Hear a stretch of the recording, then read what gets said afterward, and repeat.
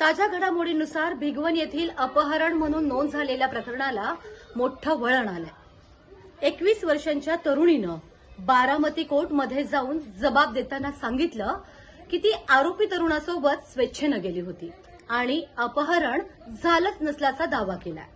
तिने दोघांमध्ये दीर्घकाळ प्रेमसंबंध असल्याचं म्हटलं आहे। तिचा जबाब कुटुंबियांनी दिलेल्या एफआयआर पेक्षा वेगळा असल्याचं पोलिसांनी स्पष्ट केलंय।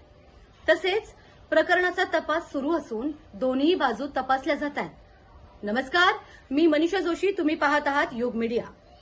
भिगवणचं कथित लव्ह जिहाद की प्रेम प्रकरण, मोर्चे, आंदोलन आणि राजकारण यामध्ये आता कोर्टातील एका विधानानं संपूर्ण चित्र बदललंय। भिगवणमध्ये एका तरुणीच्या अपहरणाची तक्रार दाखल झाली। कुटुंबियांचा आरोप जबरदस्तीनं नेलाय, संघटनांचा आरोप लव्ह जिहाद, आणि त्यामुळे परिसरामध्ये आंदोलन, बंद आणि हिंदू जन आक्रोश मोर्चा। या मोर्चात आमदार संग्राम भैया जगताप यांची आक्रमक भूमिका दिसली। पण आता प्रकरणाला मोठं वळण लागलंय। बारामती कोर्टात तरुणीनं स्पष्ट सांगितलं की ती स्वतःच्या स्वेच्छेनं त्या तरुणासोबत गेली। दोघांमध्ये अनेक वर्षांपासून प्रेमसंबंध असल्याचाही दावा तिने केला। म्हणजेच एफआयआर आणि मुलीचा जबाब दोन वेगवेगळ्या कथा आहेत। प्रश्न क्रमांक 1, जर मुलगी म्हणते ती स्वेच्छेनं गेली आहे तर अपहरणाचा आरोप कितपत योग्य? प्रश्न क्रमांक 2, कुटुंबियांचा संशय आणि संघटनांचा दावा पूर्णपणे चुकीचा म्हणता येईल का?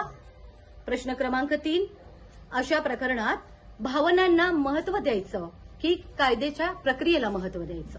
हे प्रकरण आता केवळ प्रेम आणि धर्माचं राहिलेलं नाही, तर सत्य विरुद्ध आरोप असा संघर्ष बनला आहे।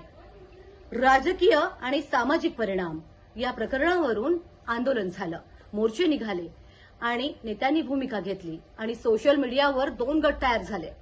एक बाजू म्हणते प्रेम आहे, दुसरी बाजू म्हणते दबाव आहे। आत्ताचं स्टेटस काय? पोलीस तपास सुरू आहे, मुलीचा जबाब नोंदवला गेला आहे, आरोपी आणि कुटुंबियांची बाजू तपासली जातीये। पुढील निर्णय न्यायालयीन प्रक्रियेवर अवलंबून असणार आहे। भिगवणचं प्रकरण आपल्याला एक मोठा प्रश्न विचारतं, अशा घटनांमध्ये सत्य शोधणं कठीण का होतं? आंदोलन आधी की तपास आधी? भावना आधी की कायदा आधी? तुम्हाला काय वाटतं? हे प्रेम प्रकरण आहे की संशयास्पद घटना? आपलं मत कमेंटमध्ये नक्की सांगा। युग मीडियाला लाईक, सबस्क्राईब आणि शेअर करायला विसरू नका।